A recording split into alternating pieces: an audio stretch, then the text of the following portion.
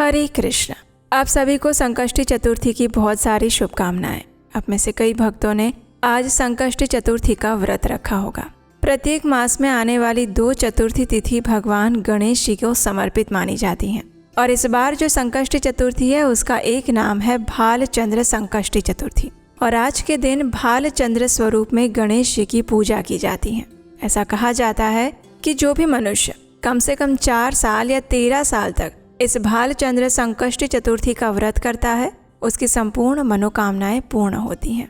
तो चलिए आज के इस सुंदर अवसर पर हम भगवान गणेश जी से जुड़ी हुई और इस संकष्टी चतुर्थी की सुंदर पौराणिक व्रत कथा का श्रवण करते हैं। आइए आज की कथा आरंभ करते हैं। एक समय सतयुग में युवनाश्व नामक एक राजा शासन करते थे। उनकी सभा में एक विष्णु शर्मा नाम के ब्राह्मण विराजित रहते थे। वे हर प्रकार के धर्म, शास्त्र और नीति में पारंगत थे, भगवान के भक्त थे और सभी शास्त्रों के ज्ञाता थे। विष्णु शर्मा ब्राह्मण के 7 पुत्र और 7 पुत्रवधुएं थीं। काल का चक्र घूमता रहा और विष्णु शर्मा ब्राह्मण वृद्ध हो गए। उनकी अवस्था दिन प्रतिदिन जर्जर होती गई और उनकी इस अवस्था के कारण एक एक करके सभी पुत्रों ने उनका त्याग कर दिया। लेकिन उनके 7वें पुत्र और पुत्रवधु अभी भी पूर्ण निष्ठा और भक्ति भाव से ब्राह्मण विष्णु शर्मा की पूजा और सेवा करते रहे। विष्णु शर्मा प्रकांड ज्ञानी थे, इसलिए अपनी पुत्र वधू की सेवा से संतुष्ट होकर उन्होंने उनसे कहा, हे पुत्री, मैं तुम्हारी सेवा से अत्यंत प्रसन्न हूँ और इसलिए अब मैं तुम्हें एक ऐसे विशेष व्रत के बारे में बता रहा हूँ जो जीवन में हर प्रकार का सुख, समृद्धि, पोषण और सफलता प्रदान करने वाला है और इस व्रत का नाम है संकष्टी चतुर्थी का व्रत। इस प्रकार ब्राह्मण विष्णु शर्मा ने अपने पुत्र वधू को उस संकष्टी चतुर्थी व्रत के विषय में संपूर्ण जानकारी दी। किस प्रकार इस व्रत का पालन करना चाहिए उसकी संपूर्ण विधि भी बताई और इस व्रत को पालन करने का निर्देश दिया।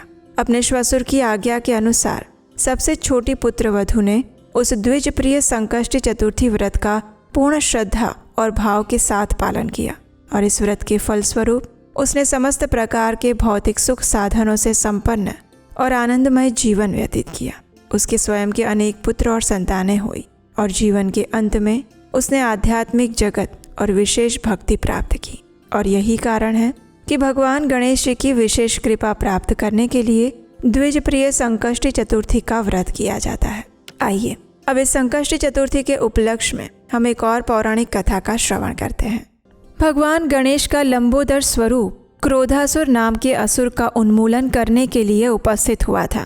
गणेश जी का ये स्वरूप शक्ति ब्रह्म का धारक बताया जाता है। मुद्गल पुराण में वर्णित कथा के अनुसार भगवान लंबोदर को संपूर्ण ब्रह्मांड को अपने उदर में रखने वाला और संपूर्ण सृष्टि का मंगल करने वाले देवता के रूप में बताया गया है। एक समय भगवान श्री विष्णु ने मोहिनी स्वरूप धारण किया था और उसे देखकर देवता और दानव सभी मोहित हो गए थे। स्वयं भगवान महादेव भी लीलावश उन पर मोहित हुए बिना नहीं रह सके। संपूर्ण चराचर संसार को मोहित करने के लिए भगवान विष्णु ने अपने सौंदर्य से अपने परम मित्र, भक्त और इष्ट भगवान शिव को भी भ्रम में डाल दिया था और उसी समय भगवान विष्णु अपने पुरुष स्वरूप में वापस आ गए। अब ये देखकर भोलेनाथ अत्यंत क्रोधित हो गए।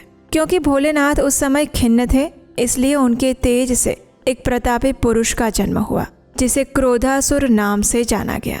उसका वर्ण श्याम और नेत्र ताम्र के समान चमक रहे थे। दैत्य गुरु शुक्राचार्य के मार्गदर्शन में क्रोधासुर ने दैत्य परंपरा का ज्ञान प्राप्त किया। कुछ समय बाद उस असुर का विवाह शंभर नामक दैत्य की सुंदर कन्या प्रीति से करवाया गया। क्रोधासुर ने अपने गुरु से अपनी ब्रह्मांड विजय की इच्छा व्यक्त की और तब दैत्य गुरु शुक्राचार्य ने क्रोधासुर को सविधि सूर्य मंत्र वरुणी सूर्य आदित्य ओम प्रदान किया। अपने गुरु से मंत्र दीक्षा प्राप्त करने के बाद वो असुर तपस्या करने के लिए वन में चला गया। वहाँ पर वो गर्मी, वर्षा और ठंड की चिंता किए बिना एक पैर पर खड़े होकर कठोर तपस्या आरंभ करने लगा। इस प्रकार कठोर तपस्या करते हुए सहस्त्रों हजारों वर्ष बीत गए और उसकी तपस्या से सूर्य नारायण देव अत्यंत प्रसन्न हो गए। वे उस असुर के समक्ष प्रकट हुए और उन्होंने कहा, हे असुरराज, वर मांगो। सूर्यदेव द्वारा ऐसा कहे जाने पर वो असुर प्रसन्न हो गया और उसने एक दुर्लभ वरदान सूर्यदेव से मांग लिया। उस समय क्रोधासुर ने कहा, हे उत्पत्ति, स्थिति और संहार युक्त देवनायक, आप मुझे आशीर्वाद दीजिए, वरदान दीजिए कि मेरी कभी भी मृत्यु ना हो, मैं संपूर्ण ब्रह्मांड में विजय प्राप्त करूं। आप मुझे चराचर राज्य दीजिए, आरोग्य दीजिए, मैं अद्वितीय सिद्ध हूँ। सूर्य नारायण देव उस पर प्रसन्न थे और इसलिए उन्होंने ये वरदान उसे दे दिया। भगवान सूर्य से वरदान पाकर क्रोधासुर अपने नगर में पहुंचा। उसने अपने गुरु की पूजा की और उसके बाद अपने घर के लिए प्रस्थान किया। कालांतर में उसे उसकी पत्नी से हर्ष और शोक नाम के 2 पुत्र प्राप्त हुए। इस प्रकार अपनी आवेशपुरी में विविध भोगों को भोगते हुए उसने दैत्य गुरु से आशीर्वाद मांगा और असुर मित्रों से अपनी ब्रह्मांड विजय की इच्छा व्यक्त की। सूर्यदेव से मिले हुए वरदान के कारण वो आश्वस्त था कि विजय उसी की होगी। इसलिए अपनी सेना के साथ शीघ्र ही उसने पृथ्वी और देवलोक को जीत लिया। उसने वैकुंठ और कैलाश पर भी आक्रमण कर दिया। उस दुष्ट असुर ने सूर्य लोक पर भी अपना दूत भेजा। सूर्यदेव स्वयं ही क्रोधासुर को वर दे चुके थे, इसलिए उन्होंने दुखी मन से सूर्य लोक को भी त्याग दिया। अत्यंत दुखी होकर सभी देवता और ऋषिगण भगवान लंबोदर के पास जाते हैं, उनकी स्तुति करते हैं और उससे संतुष्ट होकर महागणपति लंबोदर प्रकट होते हैं। उन्होंने देवताओं से कहा, हे ऋषियों और देवताओं, मैं क्रोधासुर के अहंकार को चूर्ण करके उसे अवश्य ही नष्ट करूंगा। गणेश जी की ये ध्वनि आकाशवाणी बनकर चारों ओर गूंजायमान हो गई और उनकी ये प्रतिज्ञा क्रोधासुर ने भी सुन ली और इससे वो भयभीत होकर उसी क्षण मूर्छित हो गया। जब उसकी मूर्छा टूटी तो उसके बाद उसके सहायकों ने उसे समझाया कि वो संपूर्ण ब्रह्मांड क्रोधासुर के अधीन है और वो किसी से पराजित नहीं हो सकता। अपने सैनिकों के ये वचनों को सुनकर क्रोधासुर ने युद्ध का बिगुल फूंक दिया। युद्ध भूमि में वो आ गया। उसने मूषकारूढ़, गजमुख और त्रिनयन लंबोदर को देखा। उनकी नाभि से सर्प लिपटे हुए थे। भगवान लंबोदर के इस अद्भुत दिव्य स्वरूप को देखकर वो विस्मित हो जाता है। उसके बाद भीषण संग्राम हुआ और उसमें देवताओं के साथ भगवान लंबोदर ने क्रोधासुर की समस्त सेना का विनाश कर दिया। उसके बड़े बड़े योद्धा भी मृतप्राय हो गए। अब ये देखकर क्रोधासुर ने भगवान लंबोदर को ललकारा। क्रोध में आकर वो गणेश जी से इस प्रकार बोलने लगा, अरे तू ब्रह्मांड विजयी क्रोधासुर से युद्ध करना चाहता है?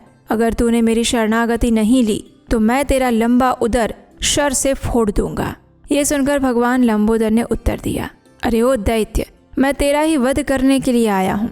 तूने सूर्यदेव के वर से बहुत अधर्म किया है, इससे तेरे सारे पुण्यों का नाश हो चुका है। अब मैं तेरा और तेरे अधर्म का नाश करके धर्म की स्थापना करूंगा। मैं मन वाणी से परे आनंद स्वरूप और सभी भूतों में वास करता हूँ। फिर तू मुझ पर कैसे विजय प्राप्त कर पाएगा? मेरे वामांग में जो ये सिद्धि है, यह भ्रांति स्वरूपा है।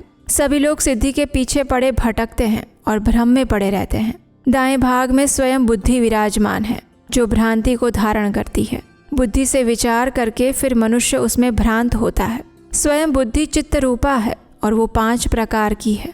सिद्धि भी पंच भ्रांतिमयी है और मैं इन दोनों सिद्धि और बुद्धि का पति हूँ। अनेक प्रकार का विश्व और ब्रह्म मेरे उदर में स्थित रहते हैं और इसीलिए मैं लंबोदर कहलाता हूँ। संपूर्ण विश्व मेरे उदर से उत्पन्न होता है, पालित होता है और अंत में सबको मैं उदरस्थ करके निरंतर क्रीड़ा करता हूँ। इसलिए तुम जीवित रहना चाहते हो तो मेरी शरण में आ जाओ। शुक्राचार्य मुझे जानते हैं, तुम तो समझाने पर भी मेरे तत्व को नहीं समझ पाओगे। ना तो मैं दैत्यों के वध का अभिलाषी हूँ और ना ही देवताओं का वध मुझे प्रिय है। अपने धर्म में लगे हुए सभी लोगों का मैं पालन करता हूँ और उसमें कोई संदेह नहीं है। अब क्रोधासुर की सभी शंकाओं का समाधान हो चुका था। वो समझ चुका था कि भगवान गणेश हर प्रकार के विघ्नों का नाश करने वाले और समस्त प्रजाजनों का रक्षण करने वाले हैं। उस असुर का हृदय परिवर्तन हो गया और वो भगवान लंबोदर के चरणों में गिर गया।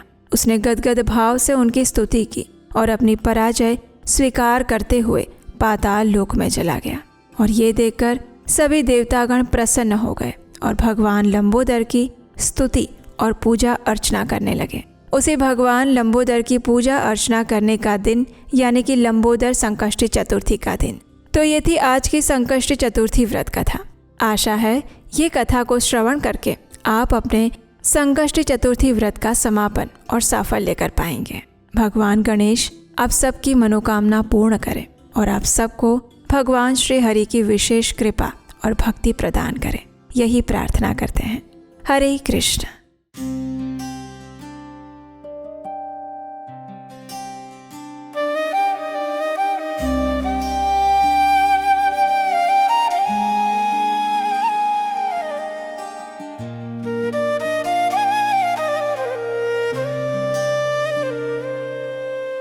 जय गणपति सद्गुण सदन, कविवर बदन कृपाल, विघ्न हरण मंगल करण, जय जय गिरिजालाल।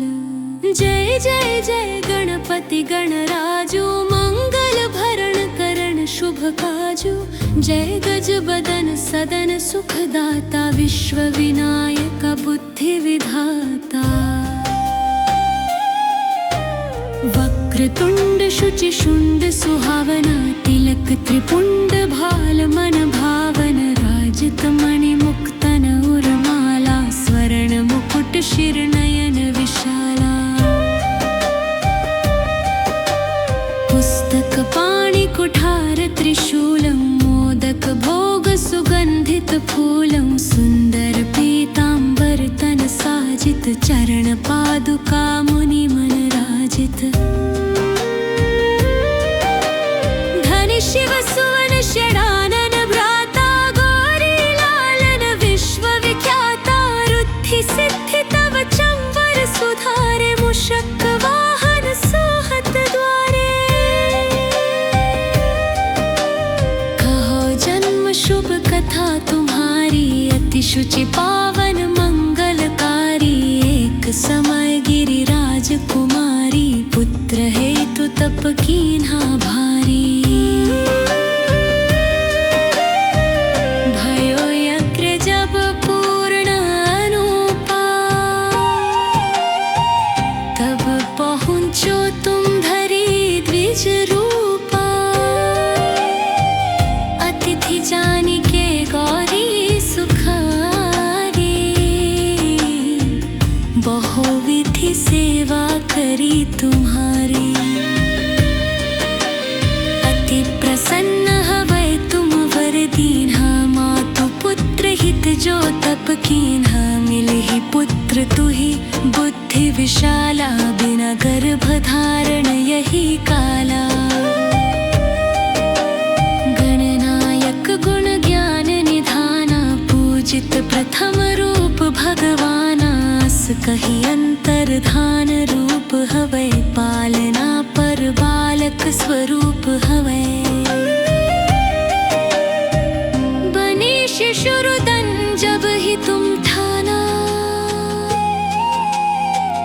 लखी मुख सुख न हिंगोरी समाना।